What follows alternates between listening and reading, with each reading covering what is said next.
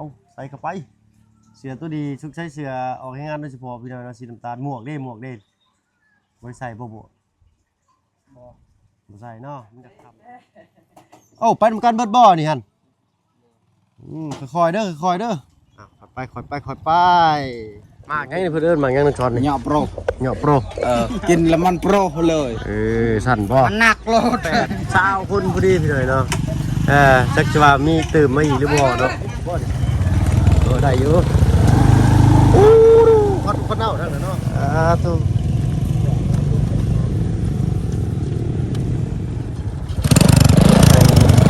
ลากขึ้นเป็นไรเนี่ยโอ้ก็ไม่แห้งแค่น่ะทางง่ายของเบาเจืองเนาะเบาเมืองสบายดีเด้อเบาเมืองเด้อสบายดีอุ้ยเนาะแต่กู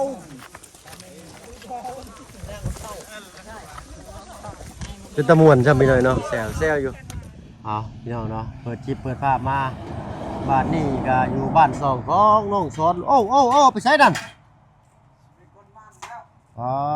ทุกเนาะไปตกใจเบิดกินอีกเดียวเราสิดึงไม้มาเห็ดหยังพี่น้อยเนาะเอาไปกลมันเจ้าพอกลเลยบ่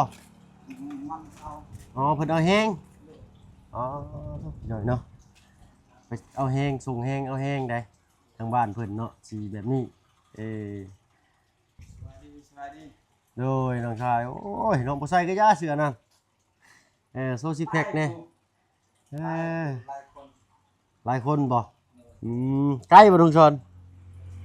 บ่ได้ใกล้เนาะเอาไปหน่อยเนาะ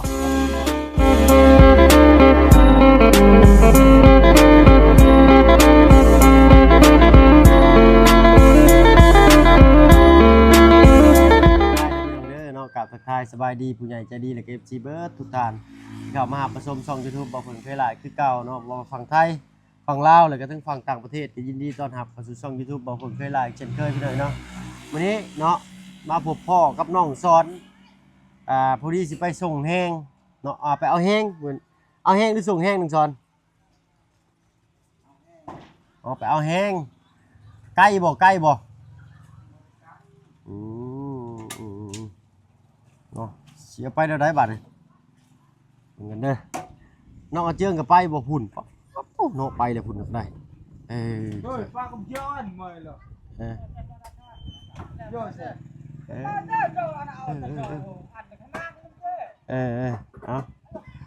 ไปทำกันบ่นี่ก็ได้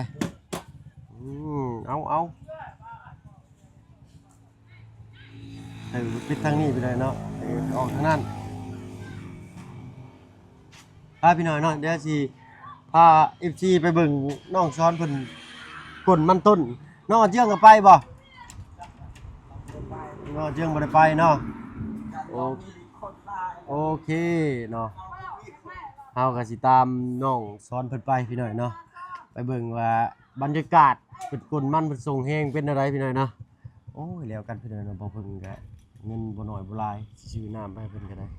เอาโจ๊ะขอโจ๊ะด้วยพี่น้องด้วยเนาะรอบนี้หลายคนโพดก็สิให้แต่ผู้นี้ผู้หนึ่งมันก็สิจังได้อยู่นะเนาะพี่สวนผักสวนหญ้าเราก็โอ้ยพี่หน่อยเนาะเราปลูกเลยได้เนาะเราปลูกไปเลยหวานนึกกระทึกเลยนี่ป๊อโตเนาะทางน้ำก็เตรียมเรียบร้อยแล้วเฮ็ดแล้วก็เปิดน้ำไหลจนไว้อยู่เนาะเอ้าพี่หน่อยเนาะพ่อกันอยู่พุ่นแหละบอลน้องช้อนมันสิไปกดมันเอาแปลงร่างบ่บันโอ้ยใส่เสื้อบ่าวจันนี่ต้องได้ออกให้งานได้เนาะเอาใส่เข้าไปเสื้อตัวดีชุกใช้เสื้อออกให้งานโดยเฉพาะพี่น้องสีน้ำตาลหมวกเด้บริใส่บ่ใส่เนาะมันจะคำเลยเนาะเอาดูชนมันเลยเอาพี่น้องดิสภาพไปเบิ่งไปชมบรรยากาศเนาะชาวบ้านเป็นคนมันเนาะอันนี้คือกระบองขู่กายขาดหายบ่ได้พี่น้อยเพื่อนหนึ่งมีอยู่2-3 อันสั่นซะเนาะเฮ็ด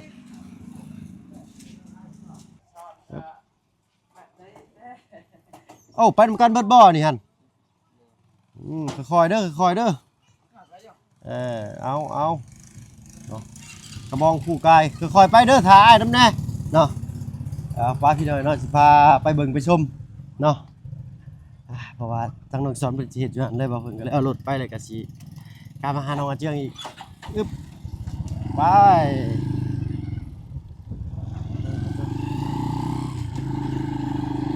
ไปพี่น้องไปไม่ค่อยสิบ่เฮียบ่นั่นเด้อย่าเฮียได้ไหมเอ้ยเนาะ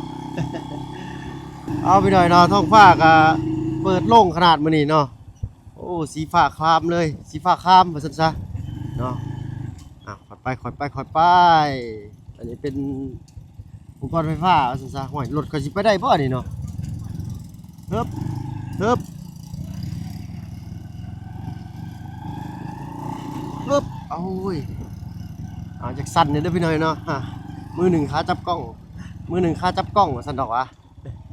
เฮิบเฮิบโอ้เพิ่นต้องมาแวะนี่ก่อนบ่เฮิบโอ้ยล้มจอดสิก่อนอย่าหาย่างเข้าไปเอาเลยบ่โอเคครับโอ้ยเนาะเอาโอ้เฮิบสิพาไปเบิ่งบรรยากาศปะลุงเอ้ยเนาะใกล้บ่น้องสอนเอาสบายดีเด้อเบิ่นสุผู้สุคนเด้อเนาะเอ้ยใกล้บ่น้องสอนใกล้บ่ย่างไปบ่หรือว่าขี่รถโอ้เนาะ อันนี้ก็คนบ้านสะแล้วแต่ว่าเนาะผู้หนุ่มเสื้อแดงแมลงแซงทางโค้งนี่เนาะอันนี้เนาะเจ้าของอันป่ามันเนาะพ่อเนาะสบายดีเจ้าสบายดีโดยโอ้เอาแห้งลายเนาะมีแต่ลูกหลานบ่หรือว่าชาวบ้านนี่โดยเนาะเวลาอันทอดเพิ่นเฮาก็ไปซอยเพิ่นเนาะเอาอันนี้ทางตัวแม่สบายดีนะแม่เด้อเอา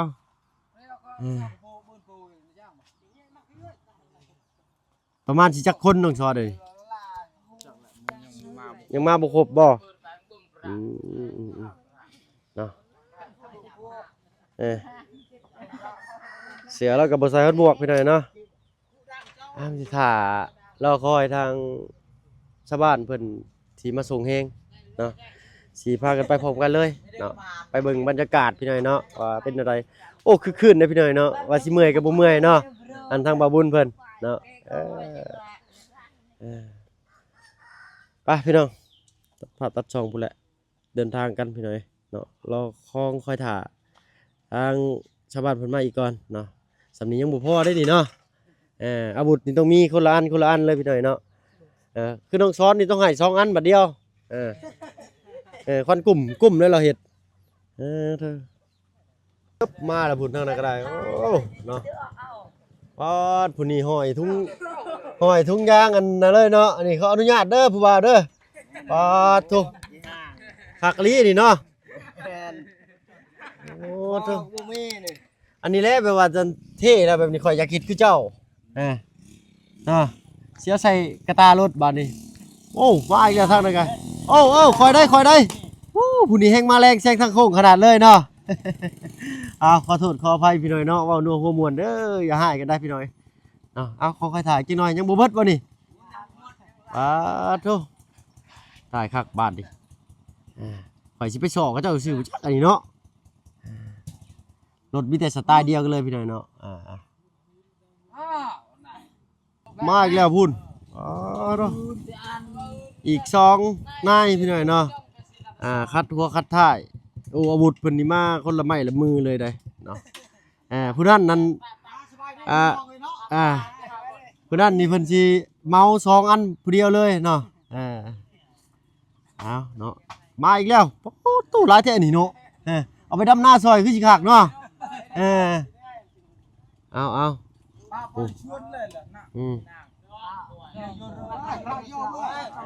โอ้ตัวยังบ่เบิดบ่นี่ตัวเนาะเอาไปเกี่ยวข้าวซอยนี่มือเดียวแล้วเนาะนี่เนาะเอาใจ2 4 6 8 10 12 46 18 20ปลายคนพี่น้อยเนาะมื้อนี้ยังบ่เบิดบ่นี่ยังบ่โธ่ โอ้ยขอสิได้ปูสาดนั่งท่าเลยสันบัดนี้ เอาค่อยๆถ่ายจังหน่อยพี่น้อยเนาะทางนั้นได้ยังเด้เนาะปั่นกินอยู่แซวๆอยู่ ชม มากไงเพิ่นเอิ้นมากยังนักชอนนี่ เหยาะโปร เหยาะโปร กินแล้วมันโปรเลย สั่นบ่ มันหนักโลด บ้านเฮาจะเกิดเป็นคนญาติจะเบิ่งไงเด้อบ้านเฮาเอิ้นมักส่วนนี่แหละประมาณนี้พี่น้อยเนาะมากันนี่แต่ว่ามันมากสิบ่ใหญ่คือสิรสชาติเป็นเด้อน้องชอน เอาค่ะชมบาน สมหวานๆเปรี้ยวๆโอ้ยสมกับเปรี้ยวบ่เดียวเนาะทางข่อยกินบ่ได้ไปเลยเนาะเป็นรสส้ม เติมพลังได้นี่ได้เห็ดเวียกได้ม่วนได้ แม่นคนหลายสิม่วนเนาะ เติมพลังเฮาสิกดมัน คักอยู่พี่น้อยเนาะแซวๆอยู่ยังบ่เบิดเนาะคนนี่เนาะเอาเสือเฮ็ดเวียกเฮ็ดงานของคนทางนี้ก็สิมีแต่ย่างกล้วยเด้อพี่น้องเด้อเนาะหลักๆก็คือย่างกล้วยเนาะ เขาคอยถ่ายจักดอยไปเลยเนาะนี่จะ30คนแล้วเนาะเอากำลังจะเคลื่อนพ้นบันไปหน่อยเนาะ แกว่าง่ายกันห้างน้องเอ้ย ไปตามเพิ่นไปเบิ่งก่อนเนาะคือคืนมวนซื่นอยู่ได้เนาะใช่ละ3 5 7 9 10 2 4 16 18 20คนพอดีพี่หน่อยเนาะจักจะว่ามีตื่มมาอีกหรือบ่เนาะ11คนเนาะปาโตยังได้ไปดำหน้าซอยจัก2มื้อคือสิแล้วคักกันได้เนาะ โอ้อันนี้เป็นน้ำส้มไปแจกเพิ่นเนาะเดี๋ยวเพิ่นเป็นเจ้าของสวนมันพี่หน่อยนะไปเบิ่งว่าสวนมันเพิ่นคือสิหลายคือสิใหญ่คักปล่อยเว้าเนาะถ้าว่ามันราคาดีก็ได้ดีเนาะพ่อเนาะถ้าว่ามันราคาตกก็ว่าอะไรไปหน่อยเนาะมีขึ้นมีลงเวลาช่วงมันหลายเพิ่นก็กดราคาลงเวลามันมีน้อยเพิ่นก็กดราคาขึ้นเนาะแต่เฮาอยากขายว่าซั่นซะไปเฮ็ดฝุ่นไม้แล้วทางนั้นก็ได้อุ้ยหลายลีเนาะไปพี่น้องไปพี่น้องเนาะฝ่าดงกันอึ๊บไอ้เยอะเอาอึ๊บไอ้เจียงก็มาพี่น้องเนาะบ่าวเอาเมืองที่ทางเฮาได้เอาไปซื้อซอยมันเรื่องเฮ็ดน้ำบานนี่เด้อพี่น้องเด้อเนาะเบิ่งคลิปพากล้องกันพี่น้องเนาะอึ๊บมาเลยทางนั้นไปได้บ่โดยเอายางก่อนเด้อ เอาผู้นี้เมาเลยผู้นี้เนาะ2 ด้ามเลยฮึบอุ้ยโดดไปดงนี่ห่วยบานนี้พี่น้องฮึบร้อยแล้วโดดข่อยนิดบ่นี่ได้อยู่อู้คนเน่าทั้งนั้นเนาะโอ้ยได้วิบากได้พี่น้องเนาะนิดเศษบาทนึงนี่โยฮึบเป็นได้นั่นโอ้ยอุปสรรคในการเดินทางหน่อยเนาะโซขาดบ่หรือโซตกนั่นใส่ฝุ่นทั้งตัวพอขึ้นมาแล้วไปได้เหรอได้อยู่เนาะนี่แหละพี่น้องอุปสรรคในการพื้นห้วยพื้นห้องตัว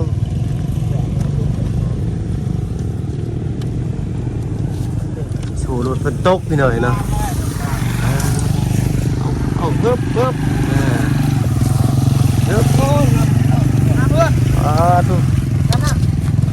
นะเบิ่งเด้อมือได้เด้อมันกัดมือได้นี่คอยกับพระเจ้าขี้ช่วยอ้ายเพิ่นเด้อได้พี่หน่อยเนาะ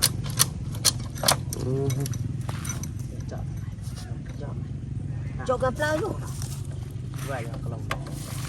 โอเคบาทนี่เอาทั้งหน้ารถรถแต่งเพิ่นนี่เนาะพี่หน่อยเนาะน้ำมันเพิ่นนี่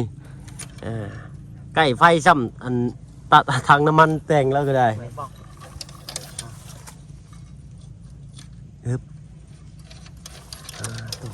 ลำบากเลยนะครับ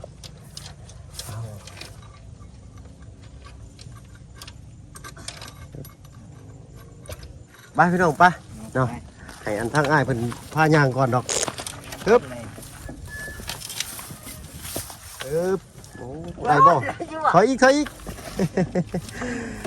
ท่อไฟรถเพิ่นกับบุมีพี่น้องเนาะเอาลอดท่องเห็ดปานนั้น5 วันครับลืมเขาเลขบาทดิไปทั้งเอา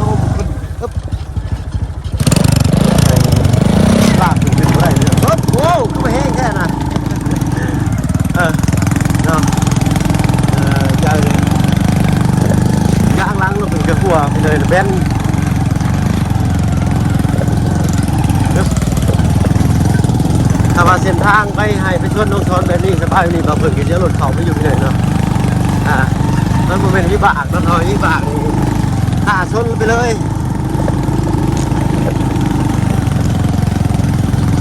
สิบ่มีต่อบ่รถก็ตามต่อบาทเดียวแล้วพุ่งโค้งไปเลยเนี่ยเอายังบ่พออยู่เลยเนาะเอามันออกมาก็จะได้ออกมาผู้เดียวได้นี่เนาะบ่เป็นหยังที่ไหนเนาะมันจะคุมมันบอมปึ๊บลากที่ตู้ใหม่แล้วเนาะปึ๊บ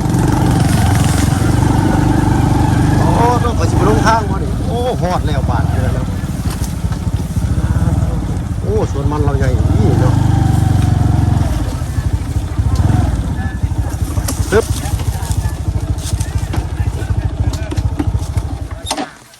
ใส่ถูกทางนะลงมือก่อนเลยพี่น้อยเนาะคือช่องกลง่ายได้เนาะปุ๋ยเอาปึ๊บพุ่นนะใส่เลยเนาะเบิ่งปลากล้วยเพิ่นก็ได้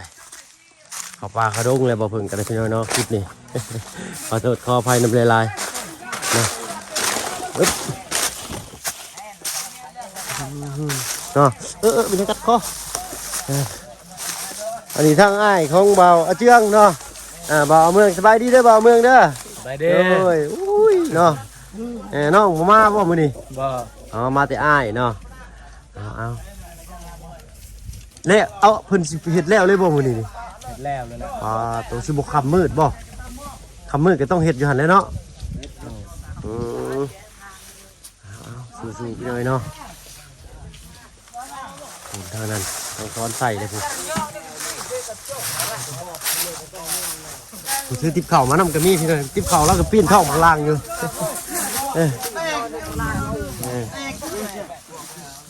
เอาเบิ้งพี่น้อยเนาะ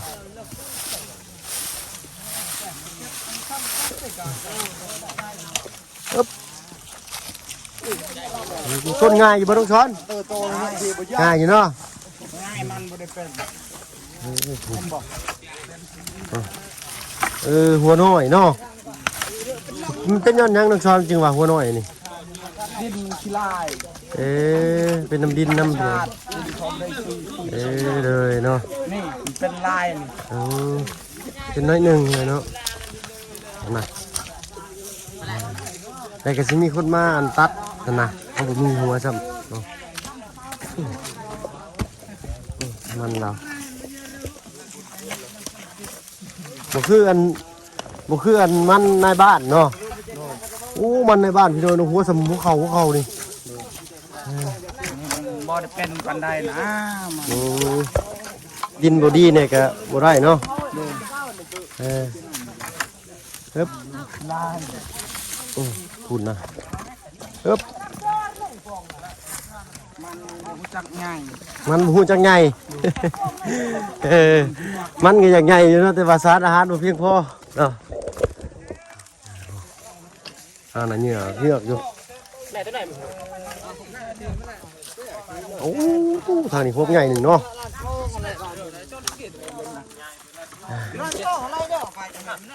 แป๊บเดียวหนึ่งสิเบิร์ดเลยพี่น้องทางนี้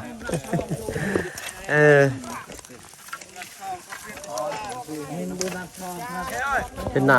ไผ่ไปเลยเนาะมีอะไรเป็นกระชีเอาเป็นแถวไปเป็นปลูกผักเลยเป็นใช้รถไทยเอาได้นี่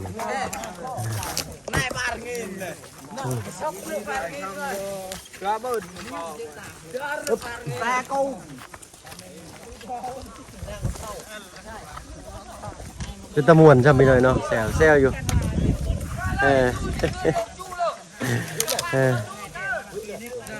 วันแรกผมเมื่อพ่อเราฮะเอาโบกนอดเลยปึ๊บออกจนได้เราก็ได้มีที่ของเพื่อนอยู่โอ้ปึ๊บเบิกคิดที่ม้วนนี่เลยเนาะแต่คิดที่ม้วนม้วนก้นมันม้วนก้นมันปึ๊บเอาไฟสีชุดหนาก่อนเนาะ สู่เขาต้องช้อนสู่เขา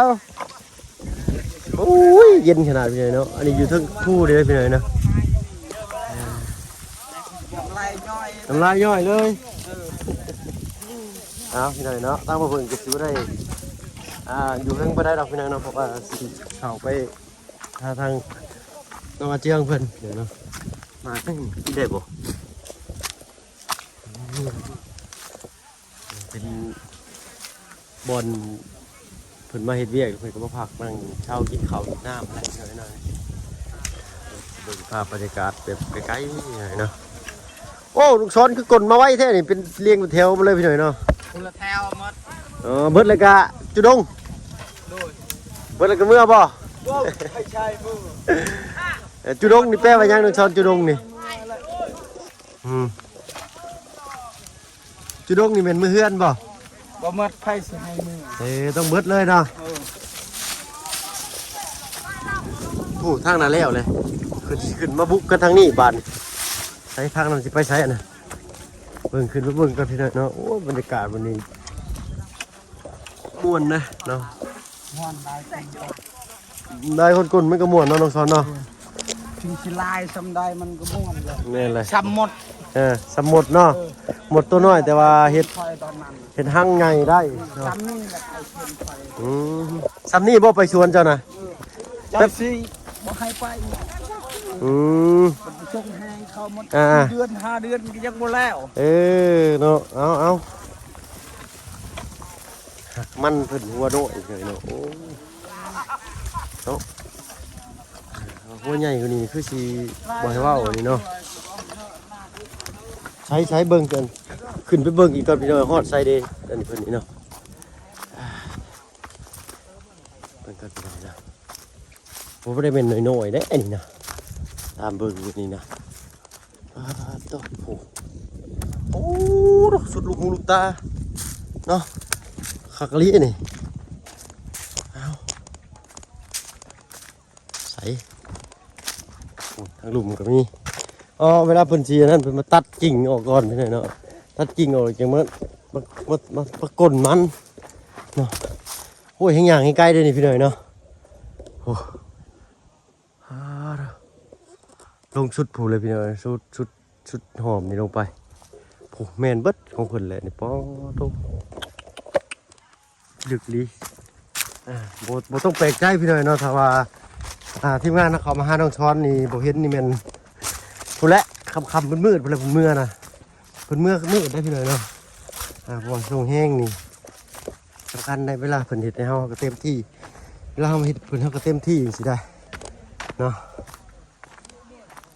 โธ่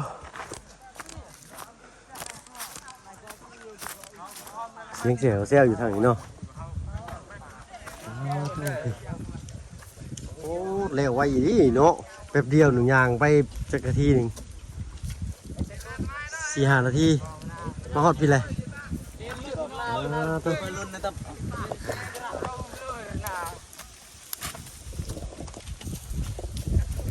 ไปรุ่นกดมันพี่หน่อยเนาะโอ้ทางนั้นซุ่มนุ่มมันคนเสือแดงบ่ทางน่ะ คือแต่เสือแดงแท้เนาะทีมงานเสือแดงเสือดำก็หลายอยู่พี่หน่อยเนาะเอาพี่หน่อยเนาะก็มีแต่สีกลับก่อนทำมาพึ่งก็ได้ขอบใจบรรจุผู้สุขคนเด้อถ้าก่อนสีขออนุญาตกลับพี่หน่อยเนาะบ้านนี่ขอบใจทางคนเดินทางชายเด้อเนาะ โอ้ยสบายดีเด้ โด อย สู้ๆนะเจ้าเด้อเนาะ โดย ครับแหละในเมืองเนาะ เนาะ โอเคเนาะเอาสู้ๆซอยที่เพิ่นเดียว มันต้องข้ามอยู่แล้ว โอ้ปกใกล้ๆพี่หน่อยเนาะเบื่อแป๊บเดียวเราเห็นกันได้คนบึนไปดินี่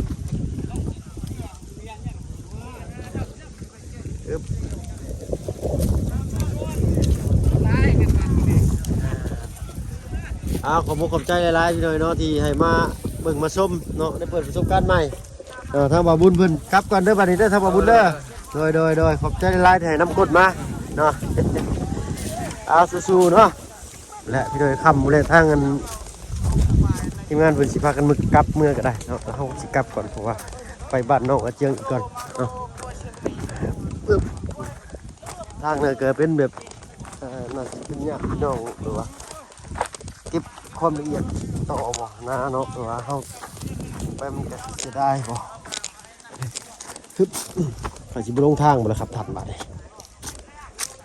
โตน่ารถจอดเก่งเข่งอยู่แถวนี้เนาะ เพราะว่าคนอยากลงเข้ามาเห็นรถจอดอยู่ที่นี่คือสิตกใจบ่ให้เว้าอยู่ไหนเนาะพี่น้อยเนาะถ้าว่าเพิ่นก็สิขอตัวลำลาก่อนพี่น้อยเนาะสำหรับคลิปนี้ก็คือสิจบแต่เพียงแค่นี้พี่น้อยเนาะสำหรับคลิปนี้ถ้าว่าเพิ่นก็สิขอตัวลำลาแล้วพี่น้อยเนาะผมขอบใจที่เขามาหามาชมช่อง YouTube บ่เพิ่นคือหลายคือเก่าเนาะผิดพลาดประการใดก็กราบขอโทษขออภัยนำหลายๆพี่น้อยเนาะอันนี้ต้นกระท่อนเด้พี่น้อยเนาะยินดีมีแห้งเพื่อนสุขทุกคนลาแล้วพี่น้อยเนาะสบายดีจ้ะ